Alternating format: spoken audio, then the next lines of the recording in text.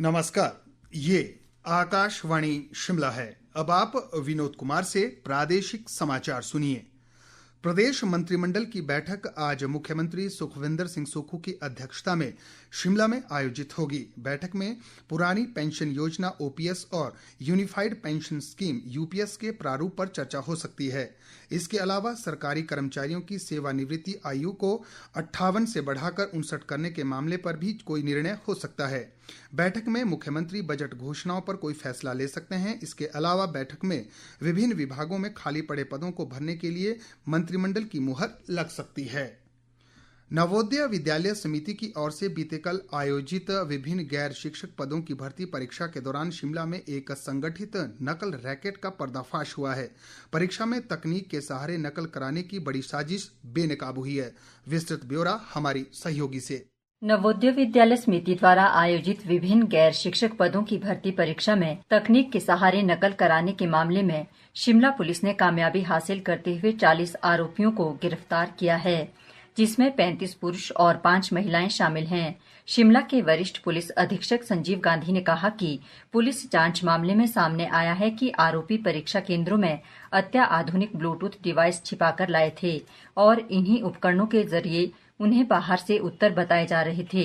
उन्होंने कहा कि इस मामले में सभी आरोपी हरियाणा और पड़ोसी राज्यों से संबंध रखते हैं। संजीव गांधी ने कहा कि आरोपियों के खिलाफ सार्वजनिक परीक्षा अधिनियम के तहत मामले दर्ज कर दिए गए हैं और एक विशेष जांच दल का गठन किया गया है। उन्होंने कहा कि 8 सदस्यीय यह टीम पूरे मामले की जांच कर रही है और किसी भी दोषी को बख्शा नहीं जाएगा। समाचार कक्ष से मैं पुष्पा ठाकुर। प्रदेश में भाजपा की तिरंगा यात्राओं का दौर जारी है। इस यात्रा को लेकर देश सहित प्रदेश भर में ऑपरेशन सिंदूर के जांबाज जवानों को देशवासियों द्वारा नमन किया जा रहा है। 25 मई तक चलने वाली तिरंगा यात्रा में चारों संसदीय क्षेत्रों में भाजपा के सभी मंडल स्तर पर तिरंगा यात्रा निकाली जा रही है। भारतीय सेना ने भारत और पाकिस्तान के बीच युद्ध विराम कल समाप्त होने का दावा करने वाली रिपोर्टों को खारिज कर दिया है। सेना के अनुसार 18 मई को भारत और पाकिस्तान के बीच सैन्य संचालन महानिदेशक स्तर की कोई वार्ता निर्धारित नहीं थी। 12 मई को महानिदेशकों के बीच बातचीत में तय किए गए संघर्ष विराम को जारी रखने की कोई समाप्ति तिथि नहीं है। दोनों देशों के बीच सैन्य संचालन महानिदेशक स्तर की पिछली वार्ता 12 मई को ही थी। वार्ता के दौरान दोनों पक्ष ने एक भी गोली नहीं चलाने या एक दूसरे के खिलाफ कोई आक्रामक और शत्रुतापूर्ण कार्रवाई नहीं करने की प्रतिबद्धता व्यक्त की थी। इस बात पर भी सहमति हुई कि दोनों पक्ष सीमाओं और अग्रिम क्षेत्रों से सैनिकों की संख्या में कमी करने के लिए तत्काल उपायों पर विचार करें। चंबा जिले में पर्यटन को विकसित करने के लिए जिला में हवाई पट्टियों व हवाई अड्डों के निर्माण की मांग उठी है। इस संबंध में जिला मुख्यालय में आयोजित पत्रकार वार्ता के दौरान समाजसेवी मनीष सरीन ने पर्यटन निगम से जल्द आवश्यक कदम उठाने का आग्रह किया है। उन्होंने कहा कि वर्ष 1997-98 में जिला को मिली 2 परियोजनाओं से इन क्षेत्रों में पर्यटन विकसित होगा। मनीष सरीन ने पर्यटन निगम के अध्यक्ष से इन परियोजनाओं के लिए उचित कदम उठाने की मांग की है।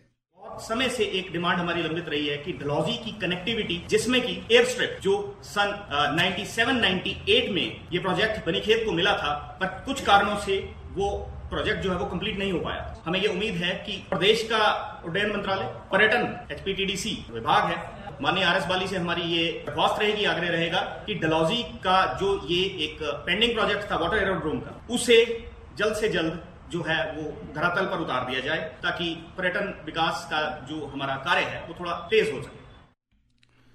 प्रदेश में ताजा पश्चिमी विक्षोभ के सक्रिय होने से कुछ जिलों में आज सुबह से ही तेज हवाओं के बीच वर्षा का क्रम रुक रुक कर जारी है। इस बारिश के बाद इन क्षेत्रों में तापमान में हल्की गिरावट के चलते लोगों को गर्मी से भी राहत मिली है। मौसम विज्ञान केंद्र शिमला के मौसम वैज्ञानिक शोभित कटियार ने बताया कि आज व कल वर्षा के साथ आंधी, तूफान, आसमानी बिजली गिरने और ओलावृष्टि का ऑरेंज अलर्ट जारी किया गया है। और अब सुर्खियां समाचार पत्रों से। आज अधिकांश समाचार पत्रों ने अलग अलग खबरों को प्रमुखता दी है। अमर उजाला की सुर्खी है एनवीएस की भर्ती परीक्षा में नकल गिरोह का पर्दाफाश, 40 अभ्यर्थी पकड़े, 5 पर FIR।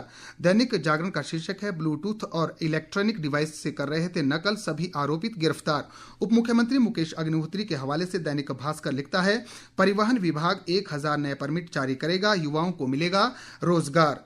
मौसम पर पंजाब केसरी की सुर्खी है आज 5 जिलों में रहेगा ऑरेंज अलर्ट। इसी के साथ ये समाचार बुलेटिन समाप्त हुआ। हमारा अगला बुलेटिन आप सुन सकते हैं सुबह 11 बजे। नमस्कार।